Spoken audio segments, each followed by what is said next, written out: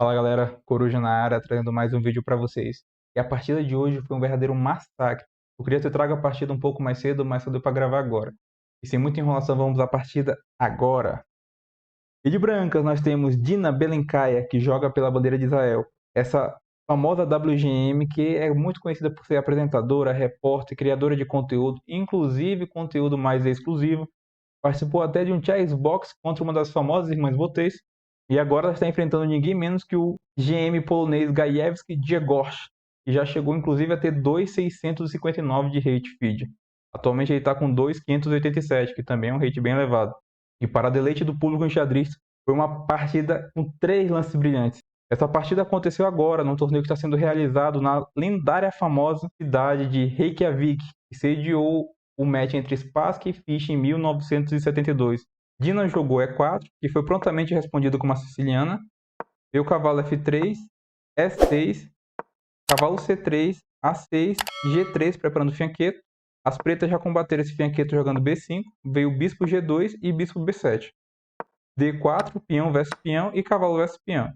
Aqui as pretas jogaram B4, ameaçando o cavalo de C3, já tirando uma defesa em cima do peão de E4. E a Dina jogou o cavalo A4, que é o lance mais jogado da posição.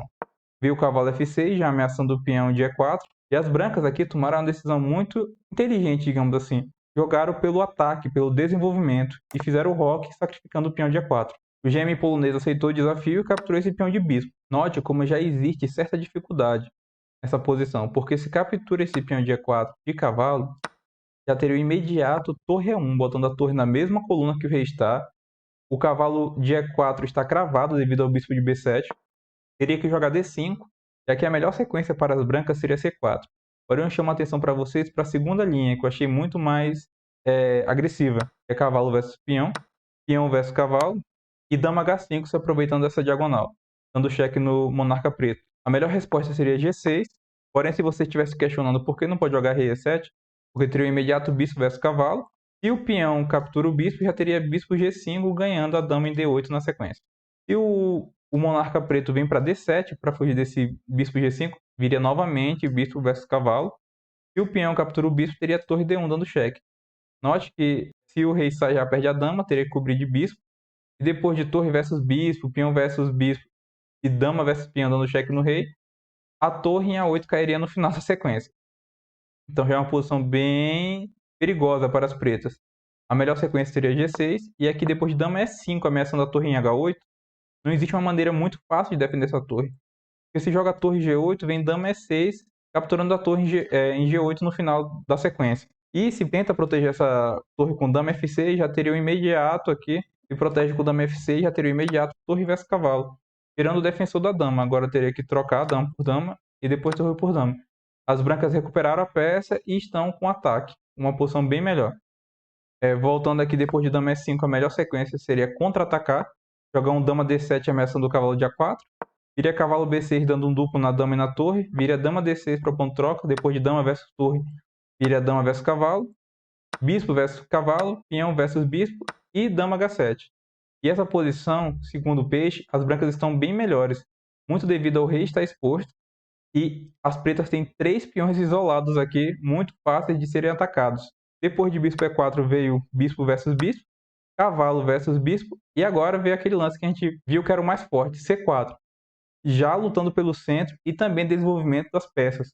As pretas aqui jogaram o bispo E7, já se preparando para fazer o roque, e veio torre E1 ameaçando o cavalo. A melhor resposta aqui para as pretas seria cavalo F6, buscando reagrupar as peças para depois organizar. Mas o polonês jogou um lance também aceitável, porém que traz mais risco. Ele jogou F5 para defender o cavalo de E4. As brancas já jogaram o imediato F3, ameaçando o cavalo. O cavalo veio para F6 e aqui veio um lance muito interessante. Bispo G5. Esse lance traz grande dificuldade para o jogador que quer manter o peão a mais. E no caso foi o que aconteceu com o GM polonês. Ele jogou rei F7, tentando manter esse peão que ele conseguiu. Porém, o melhor plano das pretas aqui seria devolver o peão a mais e proteger o monarca preto. Algumas linhas que reforçam esse ponto seriam: caso as pretas quisessem proteger imediatamente o monarca preto e fizessem um roque, já teria cavalo F5. E peão versus cavalo viria bispo versus cavalo, tirando o defensor da casa D5. E depois de bispo versus bispo, viria dama D5, uma posição totalmente ganhadora para as brancas, porque a dama capturaria a torre no final da linha. Se jogasse a melhor sequência, seria H6, e depois de bispo versus bispo, você não capturaria de peão, porque se captura de peão, esse bispo viria F4, e olha onde a dama vai entrar, H5 com cheque, e vai fazer um estrago aqui na ala do rei. Então por isso teria que capturar de bispo, devolvendo imediatamente o peão de F5, porém as pretas podem fazer o roque, e depois do roque, as pretas não têm nada a dever na posição. Essa partida está totalmente equilibrada. Porém, como a gente já viu, o polonês quis manter o peão a mais e jogou rei F7. Depois de rei F7, as brancas aqui jogaram dama E2, tentando criar um setup de ataque muito bom. Querem passar a torre para D1, botar a torre na mesma coluna da dama. Já tem um cavalo no D4 pronto para ser sacrificado ou em E6 ou em F5. E se antecipando a tudo isso, o GM polonês jogou um lance com uma ideia muito boa, que é rei G6, tentando ganhar um tempo em cima do bispo, para no futuro jogar um H6 e esconder o rei em H7. Mas o que ele não contava era com o próximo lance das brancas. Inclusive foi um lance excelente. Se você quiser encontrar esse lance, pause o vídeo e sinta-se à vontade. Bom, continuando a partida, veio o impressionante lance G4. Bom, aqui as pretas não podem recusar esse bispo. Aqui veio o rei versus bispo. E depois de peão versus peão, fica bem clara a ideia do sacrifício. A coluna G ficou aberta, agora uma torre já pode vir para G1 e as brancas podem continuar com seu ataque fortíssimo ao monarca preto. O rei já fugiu para H6 e veio o peão versus peão. As pretas aqui continuaram com dama A5, tanto ameaçando o cavalo, como também tentando trazer a dama para a defesa via G5 ou H5. Note que na posição anterior, as pretas não podem capturar esse peão de E6, porque aqui teria o fortíssimo cavalo E6, tanto ameaçando a dama, como também já impedindo uma futura casa de fuga do rei via G7. Por isso aqui, as pretas jogaram dama A5, o que, de novo, o GM polonês não contava, era com o próximo lance das brancas. Novamente, Dina exclamou nessa posição e jogou o fortíssimo C5, usando o tema do bloqueio, meio que dizendo que ela não aceita intrusos na sua festa de ataque. Se dama versus cavalo agora, teria o fortíssimo lance cavalo F5, dando duplo no rei e no bispo. Rei H5 e depois de cavalo versus bispo, a ideia das brancas é muito simples. Jogar dama E5 e finalizar a partida. O Stockfish já dá 52 pontos de vantagem para as brancas nessa posição. Por isso que depois de C5, o GM polonês jogou o cavalo C6, botando uma defesa ao bispo em E7. Porém, as brancas continuaram do mesmo jeito com o cavalo F5. O rei veio para G5 e aqui, novamente, a Dina jogou um lance extremamente forte e sacrificou mais uma peça. Jogou H4 cheque. Note que não existe muitas opções para as pretas agora. Não tem como jogar rei G6, porque a ideia do rei G6 é fugir por F7, mas o peão de E6 já impede essa fuga, então aqui não tem como recusar o cavalo sacrificado. Veio o rei versus cavalo, e aqui as brancas jogaram dama D3. O GM polonês respondeu devolvendo uma das peças e jogou o cavalo E4, para tentar fugir com o rei. Note que não existe como ter outro lance nessa posição. Se as pretas jogam rei F4, já teria dama D2 cheque. Se o rei vem para F5, vem dama G5 imediatamente, entregando mate no monarca preto. Aqui, se o rei vem para G3, viria dama H2. E depois de rei versus peão, dama G2. Agora sim, o rei tem que vir para F4. Viria dama G5 dando cheque. O rei viria para F3 e depois de torre E3 já teria mate nas pretas. Por isso que aqui o GM polonês jogou o cavalo E4, devolvendo uma das peças que foram sacrificadas. As brancas continuaram com dama versus cavalo. Veio o rei F6 e dama F4 dando cheque. Depois de dama F4 cheque, a única casa para as pretas jogar é G6. Aqui, novamente, Dina jogou um lance muito calmo, porém agressivo, que é rei H1. Se aproveitando do tema do sacrifício do bispo lá atrás, que é abrir a coluna G para o ataque. As pretas continuaram jogando H6 e veio torre G1 cheque. O GM polonês jogou o melhor lance da posição, que é bispo G5, tentando se defender, devolvendo mais uma peça para as brancas. Caso você esteja se perguntando por que não jogar rei H7 para fugir, porque tem mate em 2.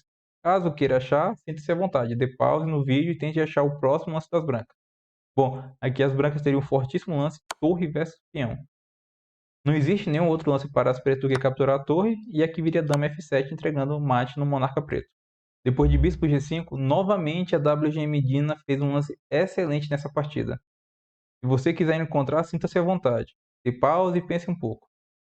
Bom, se você já pensou, aqui vai o lance. A WGM Dina jogou o fortíssimo lance Torre versus Bispo, sacrificando mais uma peça nessa partida.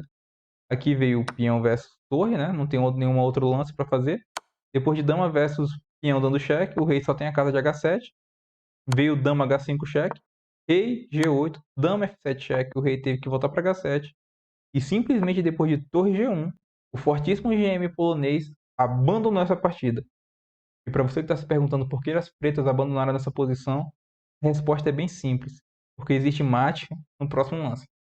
Não importa qual lance que as pretas façam, a dama dá mate ou em G7 ou em G6, sem defesa nenhuma. Digamos que as pretas aqui joguem torre de A G8, protegendo o ponto de G7. Aqui já viria dama G6, entregando checkmate nas pretas. E para quem gosta da precisão, vamos a ela. Agora, de brancas, temos a incrível precisão de 92.3 para a WGM Dina, com 3 lances brilhantes, contra 71.6 para o GM polonês Gajewski. 3 lances brilhantes foram G4, sacrificando o bispo com a ideia de abrir a coluna G para poder atacar mais ainda o monarca preto. O segundo lance foi C5, com o tema de bloqueio, não deixando a dama preta entrar na festa de ataque das brancas. E o último lance foi o excelente torre versus bispo, sacrificando a torre branca para poder dar mate no rei em poucos lances. E aí, gostou essa impressionante partida de ataque? Onde a WGM Dina nocauteou o fortíssimo GM polonês? Se você gostou, não esqueça de deixar o seu like, se inscrever no canal e compartilhar o vídeo com aquele seu amigo. Esse foi o vídeo de hoje, pessoal. Até a próxima. Fui!